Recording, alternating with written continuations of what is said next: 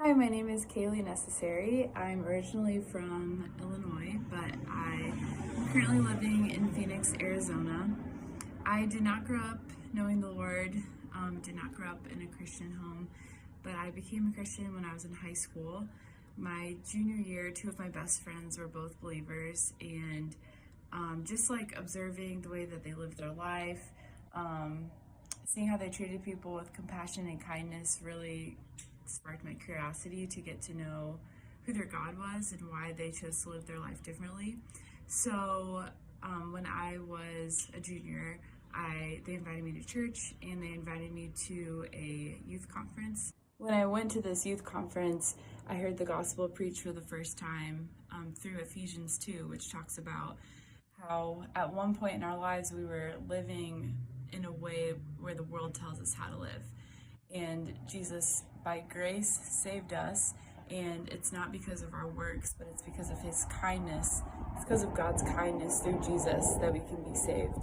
And that was really powerful for me because I had been living in a way where my worth was determined by my performance, and knowing that there's nothing that I could do besides have faith in who God is to change what he did for me because of his grace that he extended.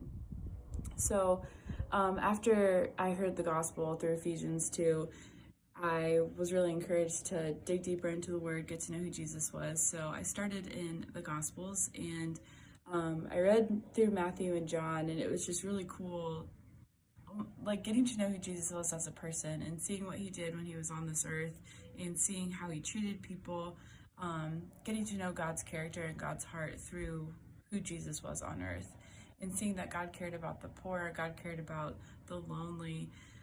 It was like a wake-up call for me. Like, I want to serve a God that does that. I want to serve a God that frees the captives and that frees me up to serve other people and to live joyfully. So when I was a senior in high school, I got baptized and ended up going to Indiana Wesleyan for university, which is where I met Zach. College was some of the hardest years of my life thus far. My family broke apart when I was in college, and my mom was having a lot of health issues, so that was really hard to be far away from them while a lot of stuff was going on, and also having a rigorous amount of studying to do, and trying to figure out my future after college. It was just a lot, and it was like a really heavy season for me.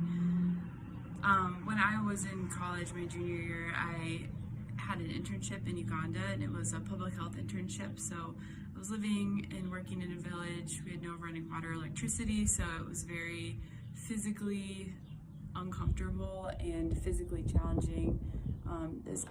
Very isolating, so I was mentally and spiritually challenged, and I feel like God really did a lot of refining on my heart then, and my kind of career path at that time was in medicine. I wanted to be a physician assistant, and when I was in Uganda, it was when God kind of showed me that he wanted me to go into agriculture.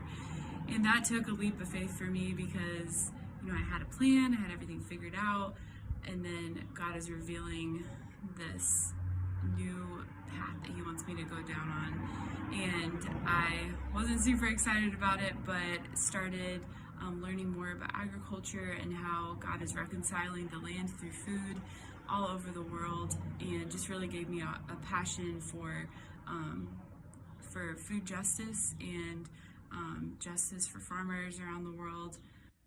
So that kind of led me to where I'm today. I'm currently working on a farm in East Mesa, and I'm passionate about food production, and I love sharing a meal with people. It's amazing how much community and fellowship can happen around a dinner table. So it's an honor to be able to provide food for people in that way. This past season has been very difficult.